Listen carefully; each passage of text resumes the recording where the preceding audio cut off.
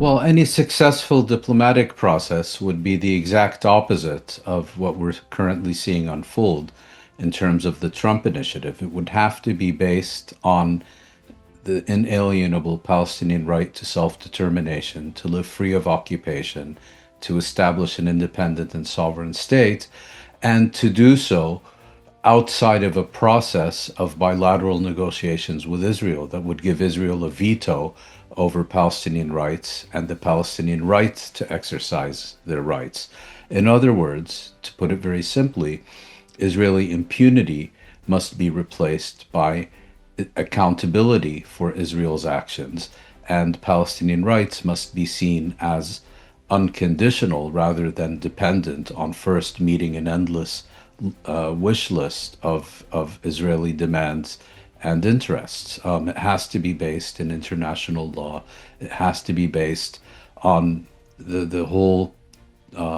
corpus of international resolutions concerning the question of Palestine. It is only an approach that is based on the implementation of Palestinian rights that could be in any way successful for peaceful coexistence in the future. Well, there's a history here, and it shows us very clearly that normalization,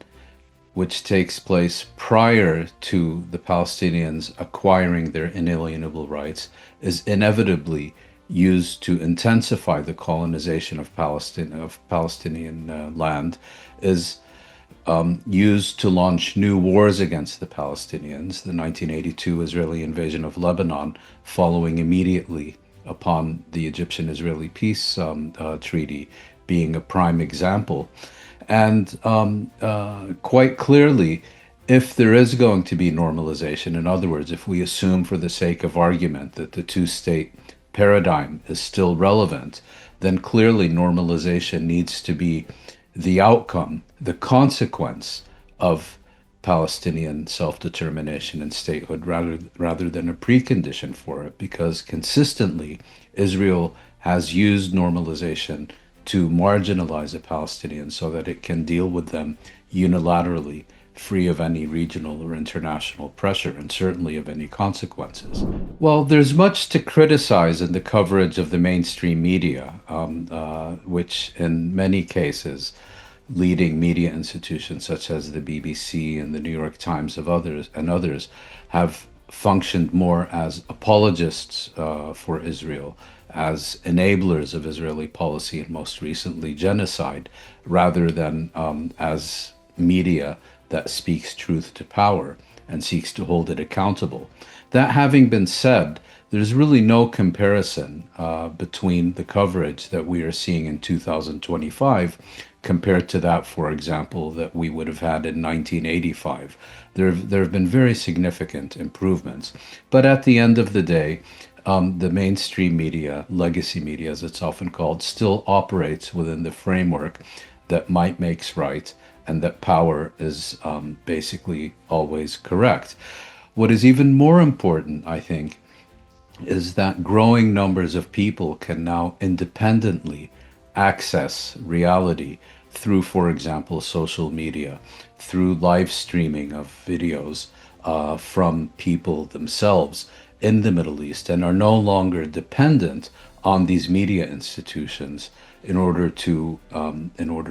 get a understanding of reality and draw their own conclusions. So it's much less capable of acting as a filter in the way that it traditionally has. And as Noam Chomsky famously put it, you know, the mainstream media, certainly Western media institutions, have lost much of their power to manufacture consent simply because people, especially younger people, are abandoning these media organizations in ever-growing numbers because they consider them unreliable, uncredible, untrustworthy, and representatives of power rather than critics of power.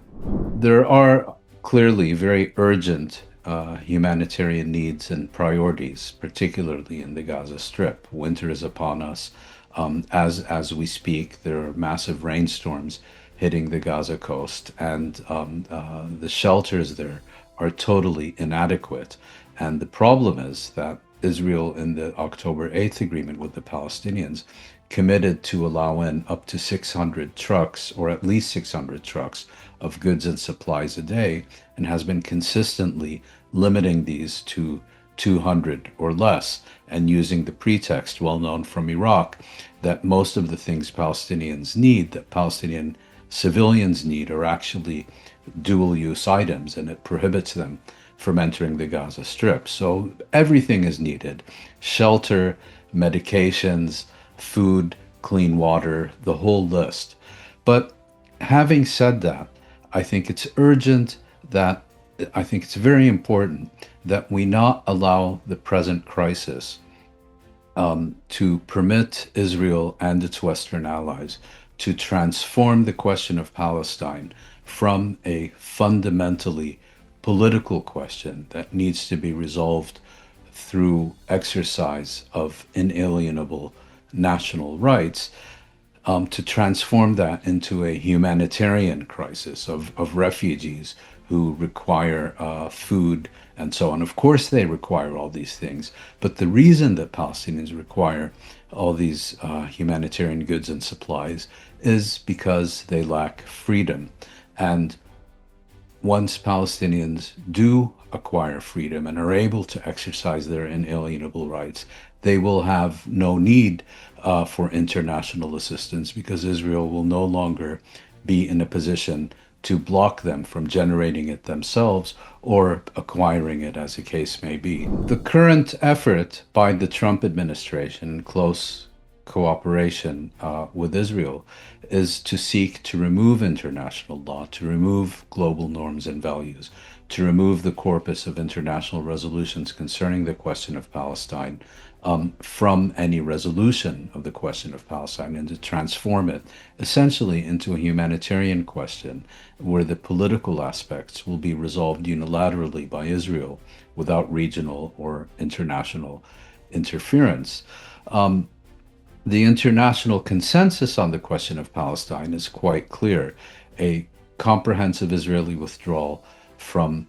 all occupied Arab territory, meaning including the Syrian Golan Heights, and a just resolution of the refugee question. That is the international consensus, and it's enshrined in international law. The question now becomes, is there a serious prospect of durable peace with a genocidal apartheid regime that repeatedly shows itself addicted to war, addicted to violence, addicted to expansion, addicted to resolving each and every political challenge with armed force, and sees its failure to resolve any challenge